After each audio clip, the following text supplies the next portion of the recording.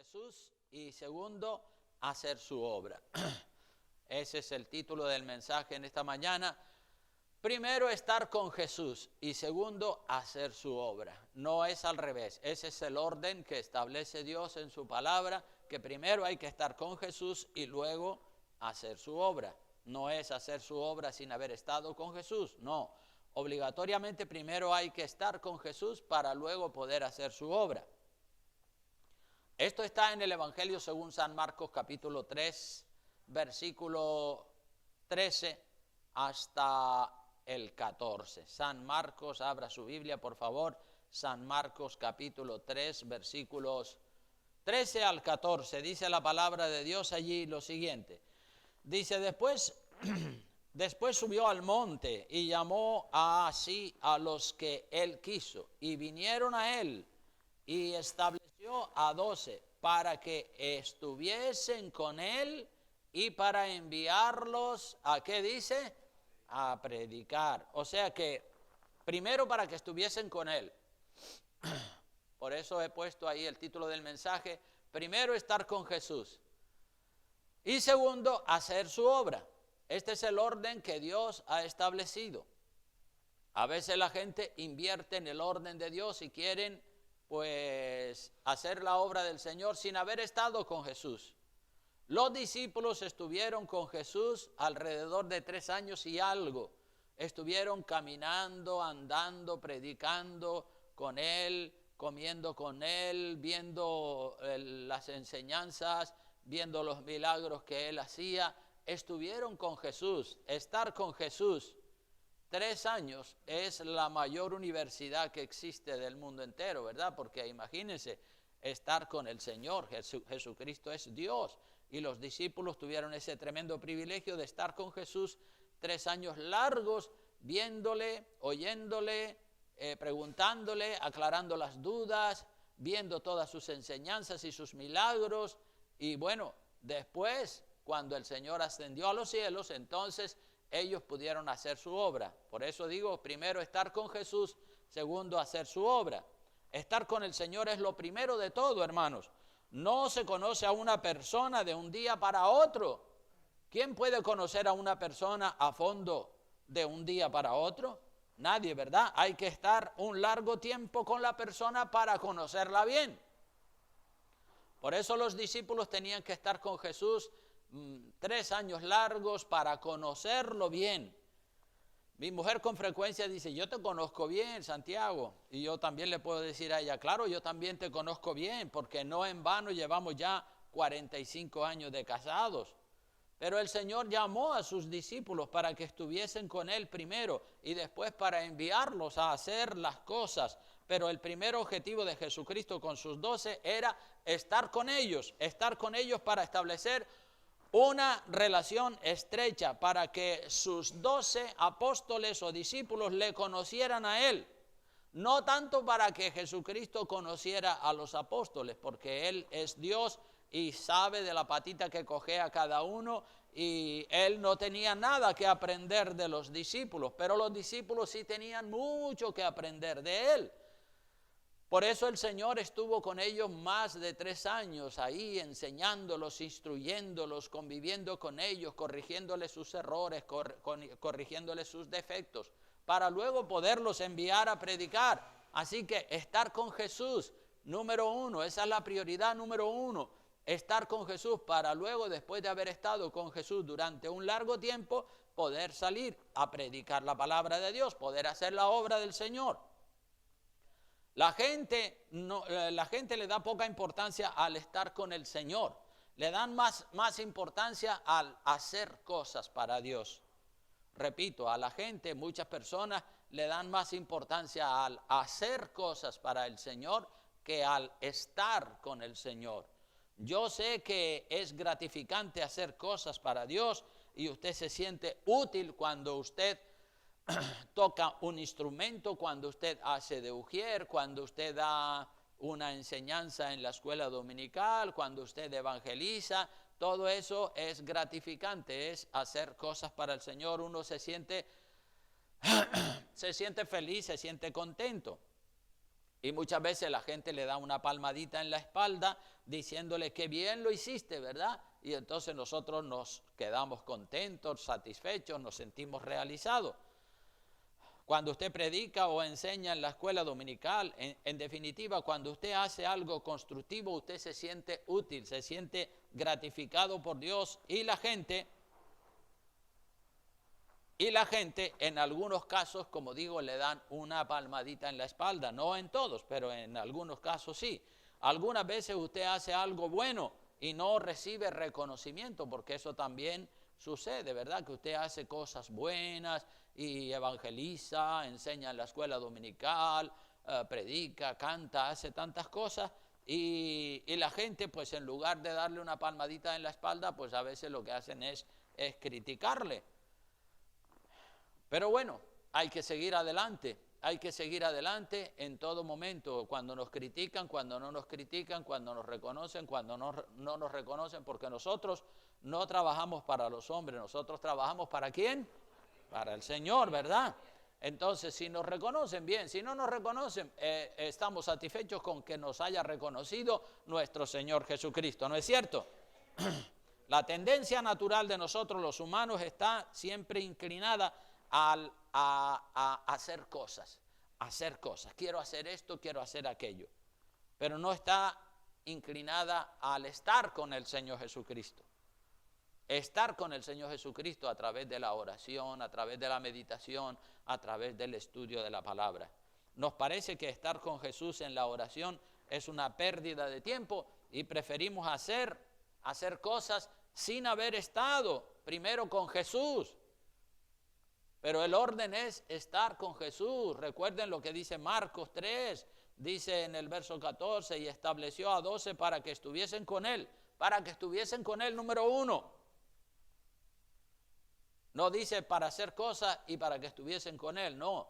Primero es para que estuviesen con él y luego para hacer cosas, es decir, para enviarles a predicar. Algunos que tienen cargos en la iglesia de ujieres o de músicos, o de maestros de la escuela dominical o de otro ministerio, algunas veces se quedan en sus casas y no vienen al culto o no vienen a la vigilia a orar, porque como no tienen nada que hacer, en el culto o en la vigilia, me refiero a predicar, a dirigir, a cantar, a enseñar o a hacer de ujier o de cualquier otro servicio, dice, como no me toca hacer nada esta vez, pues no voy al culto. Porque aman el hacer, pero no aman el estar con el Señor Jesús, el estar con los hermanos en oración. Es tan importante estar con Jesús, estar con los hermanos, orando, buscando de Dios. Es que eso es lo que hizo el Señor Jesucristo, hermano. Primero quería estar con ellos, orar con ellos, caminar con ellos, instruirlos, enseñarlos. Y ellos ahí se fueron formando y fueron cogiendo el carácter del maestro. Hermano y hermana, sáquese de su cabeza ese concepto equivocado, aquellos que tengan ese concepto equivocado de que lo importante es hacer. Sí, hacer tiene su importancia, pero primero es estar con el Señor Jesucristo, estar sentado en una silla media hora antes del culto, orando en silencio, teniendo comunión con Jesús. Eso es tan importante como estar en la plataforma predicando o enseñando una clase en la escuela dominical o cantando o haciendo alguna otra cosa para Dios. Entonces no venga a la iglesia solo cuando tiene que hacer algún servicio. No venga a la iglesia solo cuando tiene que hacer algún servicio. Venga cuando no tiene que hacer absolutamente nada, sino orar y adorar, porque usted quiere estar con Jesús, que lo más importante es estar con Jesús. Luego ya habrá tiempo de hacer. Venga también a la iglesia cuando no tiene que hacer nada, cuando solamente tiene que adorar y oír la palabra de Dios, como hacía María, ¿verdad? María se sentó a los pies del Señor Jesús. Marta estaba haciendo cosas, preparando la comida y todo eso. Ella se pensaba que era más importante hacer cosas que estar con Jesús. Y por eso el Señor le tiró un poco de la oreja y le dijo, no, Marta, estás equivocada. Primero es estar, primero es oír, primero es empaparte, llenarte espiritualmente de la palabra de Dios.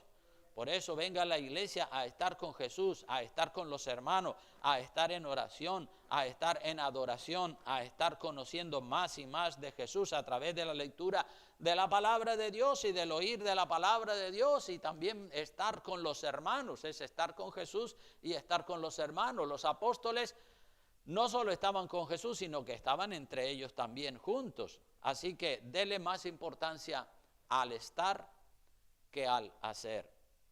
El hacer tiene su importancia, pero si usted no ha estado primero con Jesús, si usted no conoce bien cómo actuaría Jesús en esta o en la otra situación, entonces usted hará cosas, sí, podrá hacer cosas sin haber estado con Jesús, pero lo más probable es que esas cosas que haga las estará haciendo mal, porque si no ha tenido tiempo con Jesús, entonces lo hace mal.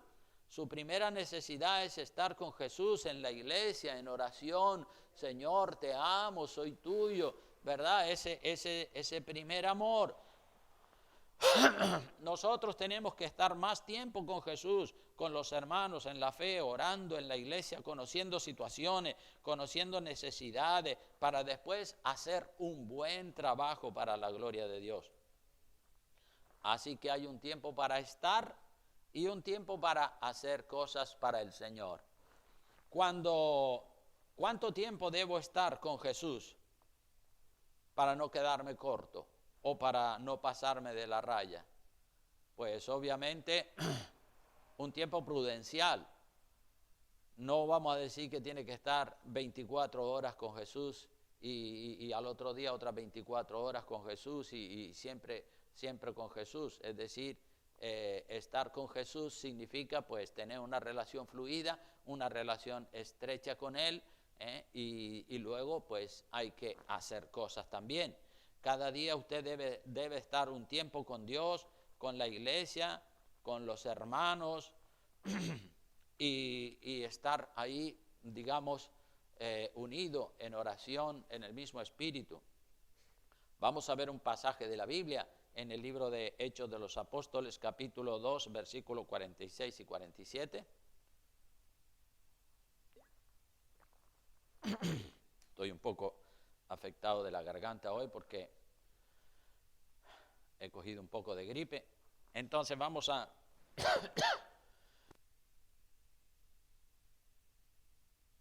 a ir al libro de Hechos de los Apóstoles, capítulo 2, versículo 46 y 47.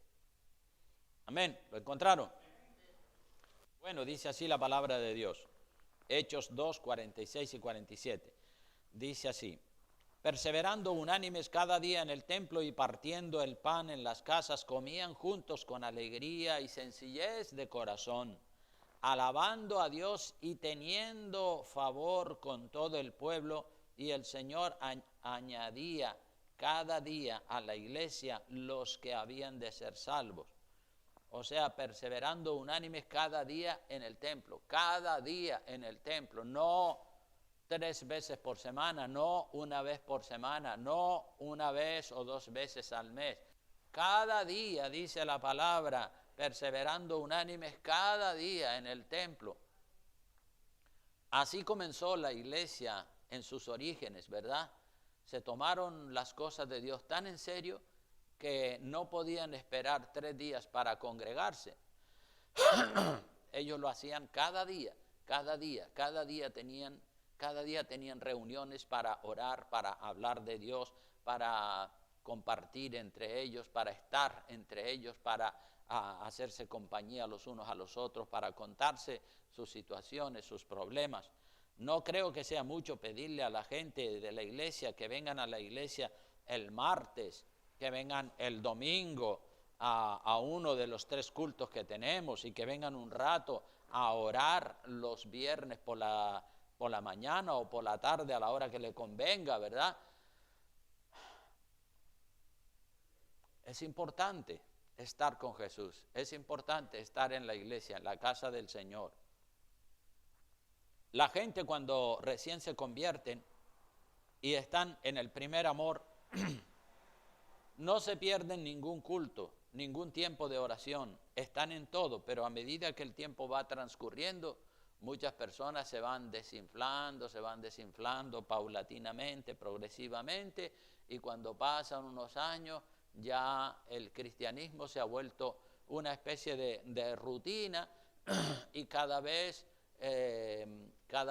concurren menos a la iglesia, o llegan tarde, o vienen una vez cada 15 días, después una vez al mes, y así se van enfriando poco a poco, hasta que al final ya no vienen a la iglesia sino cuando les nace un bebé. Ay, mira, pastor, aquí tengo el bebé que me recién nació el otro día, para dedicárselo al Señor. O mi hijo que se va a casar, por favor. Entonces pues ya se vuelven ceremonialistas, como en la Iglesia Católica. En la Iglesia Católica pues la mayoría de los españoles dicen que son católicos, pero ¿cuál es el modelo de catolicismo que llevan? El modelo de catolicismo que llevan es que van a la iglesia cuando les nace un bebé para bautizarlo, cuando va a hacer la primera comunión con 6, 7, 8 años, cuando se va a casar con alrededor de los 20 y cuando se muere para enterrarlo.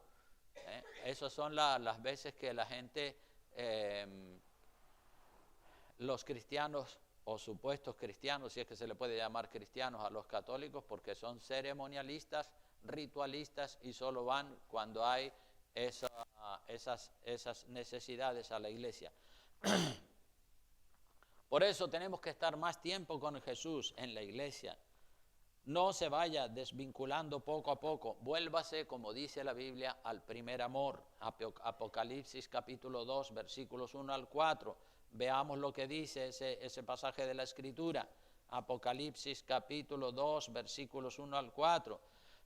El Señor dice allí: escribe al ángel de la iglesia en Éfeso, el que tiene las 7 estrellas en su diestra, el que anda en medio de los 7 candeleros de oro, dice esto: yo conozco tus obras. Fíjate las obras de la iglesia de Éfeso, que no eran pocas, eran muchas las buenas obras que esta iglesia hacía, pero aún así, haciendo tantas buenas obras, esta iglesia necesitaba volverse al primer amor.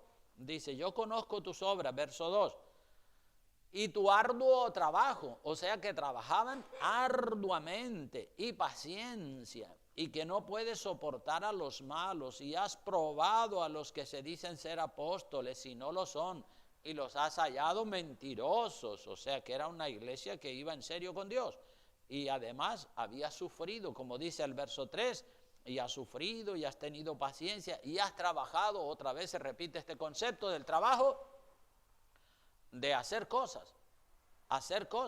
Por eso estamos hablando primero estar con Jesús, luego hacer cosas.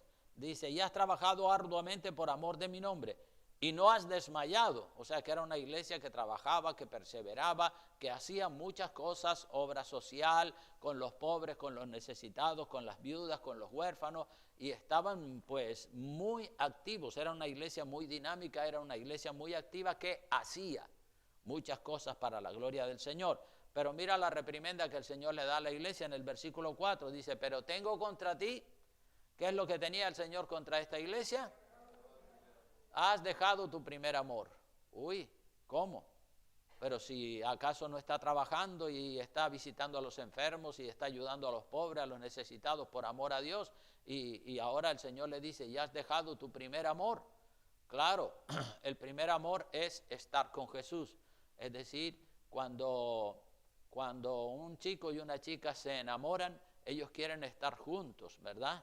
Quieren estar juntos para mirarse, para contemplarse y para tener esa compañía, ¿verdad? Y luego ya después, como ese deseo de estar juntos va en aumento, entonces se quieren casar, para que ella abandone la casa de sus padres y él abandona la de los suyos, y forman una familia y son felices, ¿verdad? Quieren estar juntos, y como quieren estar juntos más tiempo no es suficiente, pues ver a la chica o ver al chico pues un par de veces a la semana, sino que ya quieren casarse para estar juntos todos los días, para desayunar, almorzar, cenar juntos, dormir juntos.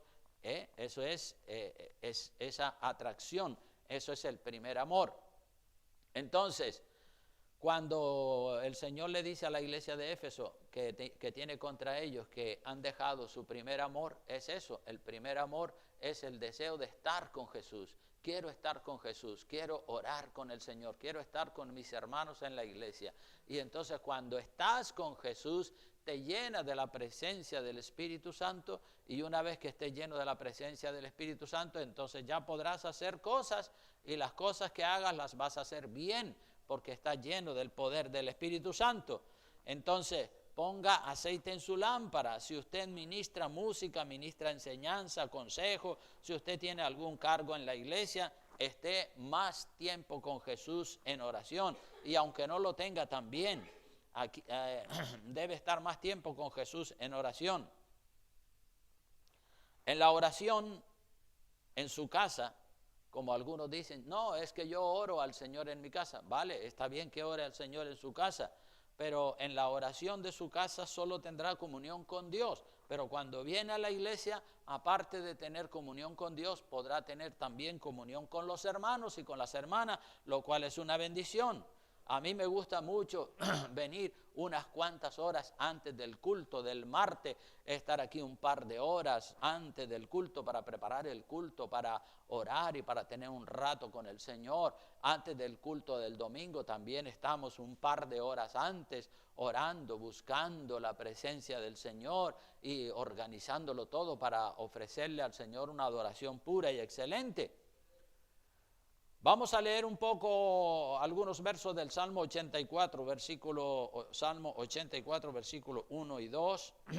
Vea lo que dice este Salmo. Salmo 84, abran su Biblia, por favor. Salmo 84.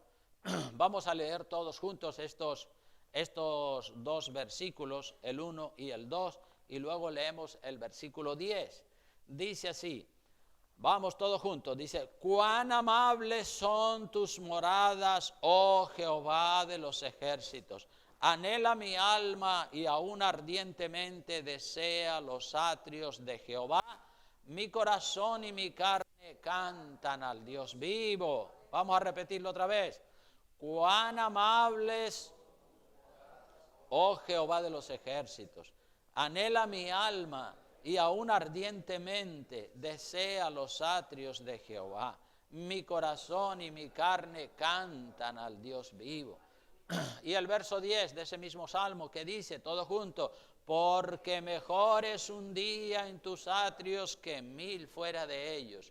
Escogería antes estar a la puerta de la casa de mi Dios que habitar en las moradas de maldad. Aleluya. La presencia del Señor, el estar con Jesús.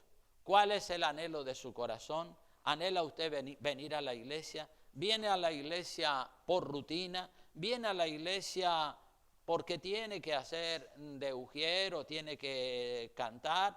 ¿Viene porque tiene que manejar una cámara de la televisión? ¿Viene a la iglesia porque le quedó un rato libre y bueno, voy a ir un rato a ver qué dice el pastor? ¿O viene a la iglesia para que sus hijos no pierdan la costumbre?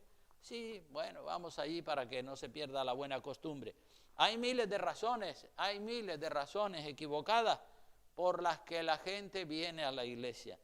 Muchas de las razones equivocadas por las que la gente viene a la iglesia son razones secretas y están ocultas a los ojos de la mayoría. Pero cuando el tiempo pasa, cuando el tiempo transcurre, lo que está oculto sale a la luz y se nota quién de verdad ama a Dios y quién no ama a Dios, quién viene por amor a Dios y quién viene por otros motivos, por otras razones. Así que cuando usted establece una relación estrecha con Jesús y con su iglesia, ya no podrá vivir sin esa relación. Yo no puedo vivir sin tener relación con Dios y sin tener relación con ustedes. Jesús dijo a sus discípulos que se iba después de haber estado 3 años con ellos, 3 años largos con ellos. Vamos a ir al Evangelio según San Juan, capítulo 13. San Juan, capítulo 13. Dice en el verso 33, el Señor Jesucristo ya preparando a sus discípulos para que aceptaran que Él se iba y que se iban a quedar solos sin la presencia física, pero sí tendrían la presencia espiritual del Señor a través del Espíritu Santo. Juan 13, 33 en adelante, dice la Escritura: hijitos, aún estaré con vosotros un poco. Me buscaréis, pero como dije a los judíos, así os digo ahora a vosotros: a donde yo voy, vosotros no podéis ir. Un mandamiento nuevo os doy, que os améis unos a otros como yo os he amado, que también os améis unos a otros. En esto conocerán todos que sois mis discípulos, si tuviereis amor los unos con los otros. Le dijo Simón Pedro: Señor, ¿a dónde vas? Jesús le respondió: a donde yo voy no me puedes seguir ahora, mas me seguirás después. Le dijo Pedro: Señor, ¿por qué no te puedo seguir ahora? Mi vida pondré por ti. Jesús le respondió: ¿tu vida pondrás por mí? De cierto te digo, no cantará el gallo sin que me hayas negado 3 veces. El valentón de Pedro está dispuesto a poner su vida por él según su opinión, pero estaba hablando de manera carnal. Y el Señor le dice: deja que llegue la prueba y ya verás a ver si eres capaz de poner tu vida por mí. Negó al Señor 3 veces, como todos sabemos. Y sigue diciendo en el capítulo 14, verso 1, dice: no se turbe vuestro corazón, creéis en Dios, creed también en mí. Es decir, no se amarguen ustedes porque yo me vaya. Yo voy a seguir, es decir, el Espíritu Santo va a estar con ustedes. En la casa, dice, verso 2, en la casa de mi Padre muchas moradas hay, y si así no fuera, yo os lo hubiera dicho. Voy pues a preparar lugar para vosotros, y si me fuere y os prepararé lugar, vendré otra vez y os tomaré a mí mismo, para que donde yo estoy, vosotros también estéis.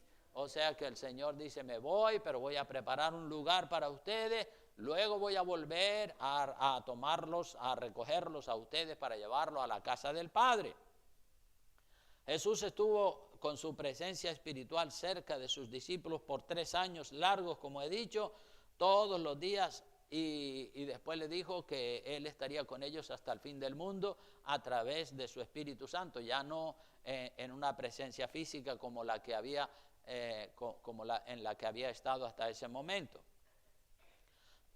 En el reino de los cielos estaremos siempre con Jesús. El estar con Jesús y con los hermanos juntos en la iglesia orando es muy necesario para conservar la unidad entre los hermanos y para estar en el mismo espíritu y no estar en la carne. ¿Cómo se cultiva la unidad con los hermanos? Estando juntos en oración. Estando juntos en oración se cultiva la unidad con los hermanos. Usted dirá: pero yo oro en mi casa. Eso es bueno, como dije, pero en su casa usted no puede tener comunión con los hermanos. Aquí en la iglesia sí, que podemos vernos el rostro los unos a los otros y podemos compartir y confraternizar juntos. Nuestra comunión no solo debe ser con Dios, debe ser también con los hermanos y con las hermanas. La unidad, el amor, las buenas relaciones entre nosotros. Veamos lo que dice Primera de Juan, capítulo 14, versículo, Primera de Juan 4, 20 al 21. Primera de Juan 4, 20 al 21. Vemos lo que dice la palabra de Dios. Dice así, 4, 20 al 21, dice: pero sabemos, 4, 20 al 21, dice: si alguno dice, yo amo a Dios y aborrece a su hermano, es mentiroso.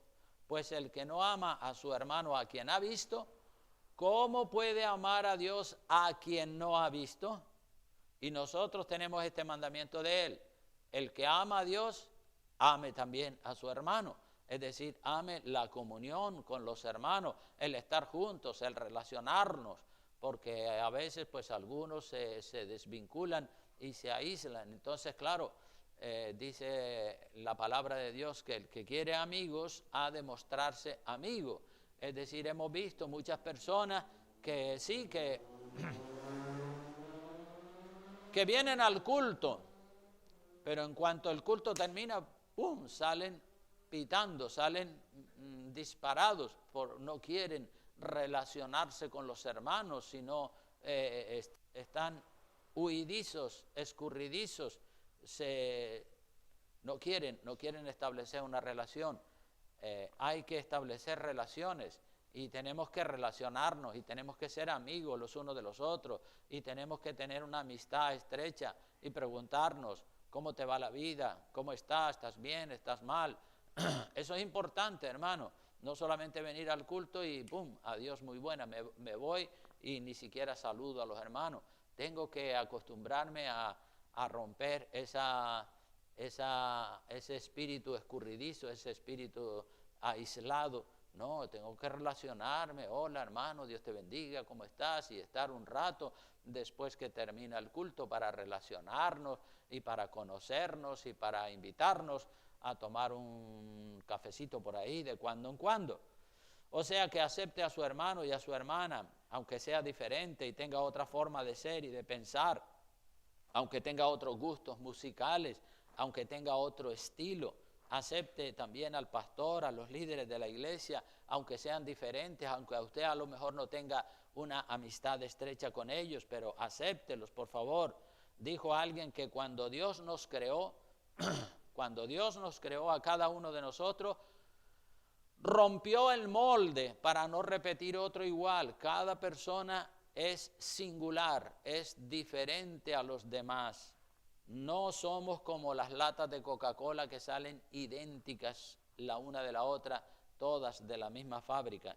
En cuanto a doctrina, claro que sí, creemos lo mismo, creemos que la Biblia es inspirada por Dios y útil para instruir, para corregir, para redarguir, para edificarnos en la justicia del Señor, y tenemos la misma doctrina.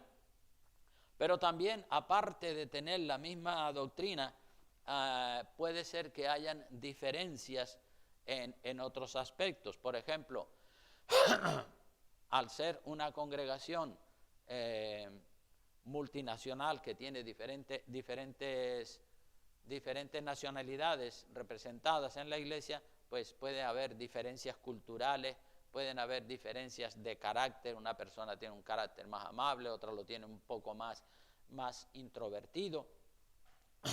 Hay diferencias de edad, uno es más adulto, el otro es joven. Hay diferencias en cuanto a que somos hombres y mujeres. Hay diferencias musicales, a uno le gusta un tipo de música, a otro le gusta otro. Hay diferencias económicas, a lo mejor uno tiene más dinero y otro tiene menos dinero. También suelen haber diferencias intelectuales, alguno a lo mejor no sabe leer muy bien y el otro sabe más.